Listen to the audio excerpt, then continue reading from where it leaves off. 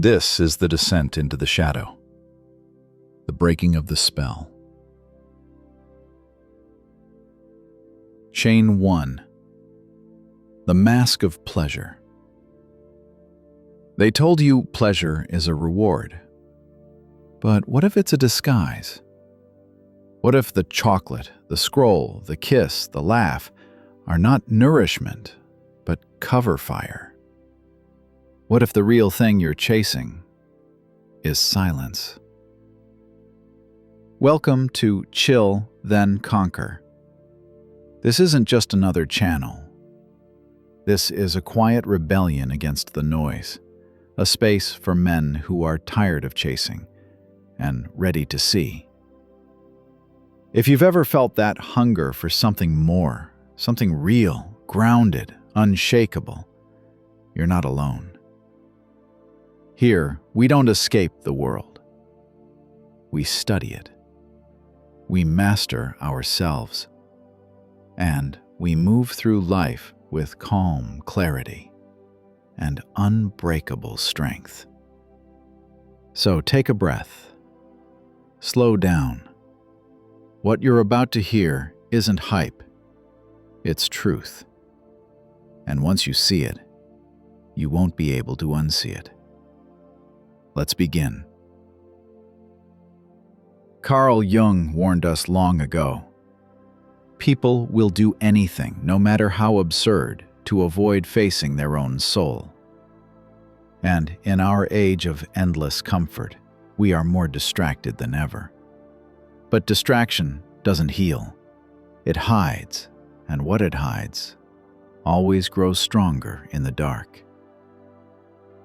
Let's begin. You wake up. You check your phone. Not for joy, not for need, just for noise. You scroll. You smile.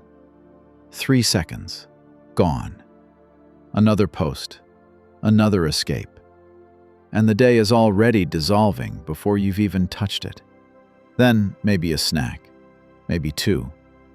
You weren't hungry. You weren't curious. You weren't even entertained. You were running. Running from something you never gave language to. Running from the ache beneath the skin. The silence behind your eyes. Running from yourself. Jung had a word for this. The shadow. The hidden self we bury beneath stimulation. And pleasure, when misused, is the shovel. We scroll not because we're curious. We eat not because we're hungry. We desire not because we love. We're not choosing joy. We're choosing anesthesia. And what most people call pleasure is not pleasure at all. It's temporary relief from self-awareness. But the price is steep, because every false high leaves a real hollow. Every escape builds a deeper hunger for what you never learned how to feed. Presence, wholeness, silence. Let me ask you this. When was the last time you felt full without needing something more? Not entertained, not distracted, but profoundly untouched by craving. We live in an age of infinite pleasure, but most people are starving. Not for food, not for dopamine, but for stillness. And that stillness terrifies them. That's why they need noise in the shower, music in the background, the phone at arm's reach. Because if the room goes quiet, the ache begins to speak. Jung understood this.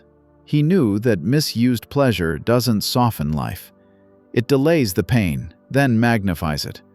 And when you finally come face to face with your true self, you don't recognize the one who stares back. Because you've been dancing for years. Smiling for years, numbing for years, and no one ever told you, pleasure has memory. Every time you silence emotion with stimulation, you teach your nervous system that stillness is dangerous. You teach yourself to flinch at peace. That's why silence hurts. Let's go back. You're 6 years old. You cry, no one comes. So you learn, my pain earns nothing. But when I smile, when I perform, when I distract, they respond. That's the beginning of the false pattern, and we carry it like armor into adulthood. You don't reach for the cookie anymore. You reach for the scroll. You reach for the body. You reach for the temporary hit of, I'm okay. But you're not, and you know it. Here's the myth you must destroy. Pleasure is not peace. Pleasure is not healing. Pleasure is not power. Pleasure is a tool. And when used without consciousness, it becomes a weapon turned inward. It cuts deeper every time you use it to cover the wound instead of clean it. Here's the truth no one tells you. When you binge that show, when you eat what you don't need, when you text someone who already let you down, you don't feel guilty because you sinned. You feel guilty because you weren't fed. You fed the craving, but not the need. The need to feel, to speak the ache, to sit with the wound. That's where the real war begins, not in denying pleasure, but in meeting it with awareness. To ask, why do I want this right now? What am I trying not to feel? What if I just didn't escape this time? Let me give you a story. There was a man who said he was a hopeless romantic, but every relationship ended the same. Obsession, intensity, crash, repeat. When asked why he kept chasing, he said, I just love love. But that wasn't true. What he loved was distraction, because when he was alone, the silence screamed. He never learned how to sit with himself, so he clung to anything that would drown him out. The relationships weren't the addiction, the avoidance was. You see, the real danger isn't pleasure. The danger is never questioning why we seek it. Jung wasn't against laughter or beauty or joy, but he was against the betrayal of truth for comfort. Because every time you pick distraction over presence, you move farther from who you are. Let me leave you with this. Most people will never escape the loop. They'll chase until their soul collapses from exhaustion. But if you're here, if this hit you somewhere quiet inside, then you are not most people. You are waking up, and when a man wakes up, he no longer confuses sedation with satisfaction. He no longer trades peace for a 3-second high. He no longer chases escape. He chooses truth. In the next chain, we'll take it deeper. We'll expose the mirror behind the mask of pleasure. We'll explore how false highs form false identities, and how to burn the mask without burning yourself. But for now, if even one line in this chain made you pause, leave a comment, let it echo, say what hit hardest, because speaking your shadow is how it begins to lose its grip. And if you're the kind of man who doesn't run, we're not here to escape life. We're here to face it fully. This is where the shadow speaks back. Chain 2. The echo of escape. They say what you run from runs your life. But what if the real addiction isn't the pleasure itself? It's the relief it promises. A relief from hot. From you. From the ache you can't name. From the wound you never hid. From the self you never dared to meet. Most people don't fear pain. They fear meeting the parts of themselves that have been numb for too long. Carl Jung once wrote, "Until you make the unconscious conscious, it will direct your life, and you will call it fate." And that's exactly what's happening. You think you're choosing. You're not. You're repeating. Let's rewind the story. You're a child again. You fall, you cry. It stings. And someone says, "Here, have a cookie. Stop crying. Look, a cartoon's on. Don't be dramatic. You're fine." What did you just learn? You learned that pain must be hidden. Emotion must be fixed. Stillness must be avoided. And pleasure? Pleasure becomes the medicine, but not the cure. Now you're an adult. You're tired. You're lonely. You feel the void. But instead of facing it, you scroll, you snack, you hook up. You laugh at something that isn't funny. And for a second, it works. You feel not awake enough to avoid the scream. But here's the bitter truth. You've been trained to translate your wounds into cravings. That ache in your chest? That wasn't hunger. That wasn't horniness. That wasn't boredom. It was your soul trying to speak, but you muted it again. Now look around. Everyone's plugged in. Everyone's scrolling past their suffering. Not because they don't feel it, but because feeling it would break them open. And opening hurts. We chase pleasure not because it nourishes, but because it distracts. And the world is built to feed that loop. Apps, ads, streams, treats, everyone whispering the same lie. If you just get a little more, you'll feel okay again. But you never do. Because the real hunger was never out there. Let's talk about silence. The kind of silence most men fear. The kind that lives under the noise of distraction. The kind that rises when there's nothing left to reach for. The kind that asks you, what am I really running from? Jung called this moment the confrontation with the shadow. It's not poetic, it's brutal. It's the realization that you've been betraying yourself daily. Smiling when you wanted to scream. Hooking up when you wanted to be held. Scrolling when you needed to be still. And every betrayal leaves a scar. Not outside, inside. Now here's what makes it worse. Your nervous system remembers it all.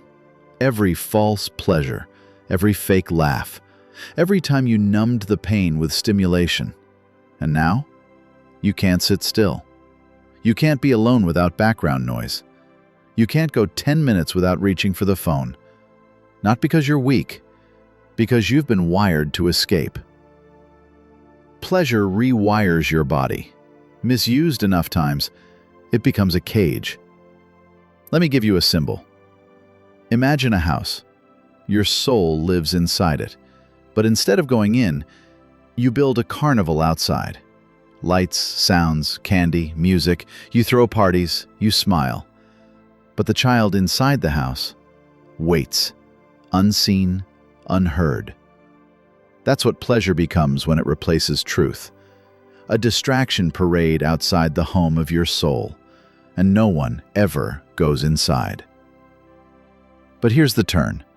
Healing isn't the absence of pleasure. It's the return of intention. It's when you stop reaching by default, when you pause before the bite, the click, the text, when you ask, is this joy or is this sedation? Is this presence or am I avoiding something? Would I still want this if I felt whole right now? That's how the spell breaks. Not by force, by clarity. Let me give you another myth to break. Real pleasure doesn't come instantly. It's not the scroll, it's not the sugar, it's not the hit.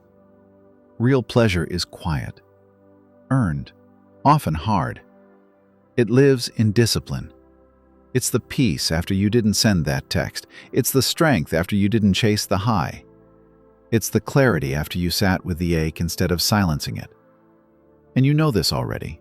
You felt it. That small, rare peace when you delay gratification, when you choose truth over escape. That's not control. That's self-respect. And self-respect is what pleasure can never give you. Only you can. Here's what Jung wanted men to realize. You're not a dopamine puppet. You're not a bundle of cravings. You're not a victim of your urges. You're a builder of meaning. And meaning isn't always pleasant, but it's real. It's solid. It's unshakable. So here's the challenge. Let the silence return. Let the craving speak. Let the ache say its name, because when you finally sit with it, not run, not mask, not scroll, you come home. And the noise outside? It starts to fade. You hear yourself again. Not the voice of fear, not the whisper of distraction, but the presence underneath it all. The man who no longer flinches at stillness. That's the man no one can control. That's the man who doesn't chase. That's the man who doesn't need sedatives to feel alive. He chooses pleasure. He doesn't need it. He uses it. It doesn't use him. and that is freedom. In Chain 3, we'll go deeper. We'll break the final myth that pleasure equals power. We'll explore what happens when you no longer need to numb anything and you finally learn to sit with the fullness of who you are. But for now, what was the echo you heard in this chain? What craving have you been misreading? We're not building just awareness. We're building men who remember who they are. Chain 3. The end of the hunger. Freedom is not having more. It's needing less. Let's break the final illusion. Not with anger, not with shame, but with a calm so deep, the noise of false pleasure dies in your presence. Because here's what they never tell you. You were never addicted to pleasure. You were addicted to the pause it gave you from pain. And that hunger you keep trying to feed, it's not in your stomach, it's not in your body, it's not even in your mind. It's in the space between the man you are and the man you've been afraid to become. Carl Jung warned us, people will do anything, no matter how absurd, to avoid facing their own soul. Pleasure is how most men avoid that confrontation. But here, that ends. Here you face it. And facing it, you take back your life. Let me ask you something. When was the last time you sat in silence and didn't reach for something? Not to be productive, not to escape, but just to be. No music, no scrolling, no texting her back, just you, your breath, your presence. If that feels unbearable, good. That's where we begin. Because here's the truth Jung knew. Healing begins when stillness stops being scary. And to reach that kind of healing, you need more than awareness. You need practice. So let me give you the real steps, not hacks, not dopamine detox trends, just grounded ways to reclaim yourself. This is how we end the hunger. Step 1. The sacred pause. The next time the craving hits, pause. Not to fight it, not to shame it, but to ask, what am I really hungry for? Say it out loud. You'd be surprised what surfaces. Silence, touch, rest, respect. Your body knows. It remembers what it really needs, but you've been silencing it with noise. The pause breaks the pattern. Step 2. Replace reactivity with ritual. Don't just remove the distraction, replace it. Scrolling? Replace it with journaling 5 raw truths you haven't said. Junk food? Replace it with a walk in cold wind with very music, just your breath. Hookup texting? Replace it with writing 1 paragraph about what you actually want in a partner. Ritual is what turns avoidance into mastery. Without ritual, you're just resisting. With ritual, you're rebuilding. Step 3. Embrace boring pleasure. Train your nervous system to enjoy simple, silent, earned pleasure. A glass of cold water after effort. Sitting on the floor. Sunlight on your skin for 5 minutes with no phone. These aren't boring, they're powerful. They whisper to your body, you don't need stimulation to feel okay anymore. That's the deepest freedom a man can taste. Step 4. Track the lies that feel good. Make a list of pleasures that make you feel worse after. Not in your body, in your soul. The late-night text you regret. The show that leaves you numb. The sugar that keeps you tired. The compliment you begged for. These are not rewards. They are spiritual debts. Once you name them, you disarm them.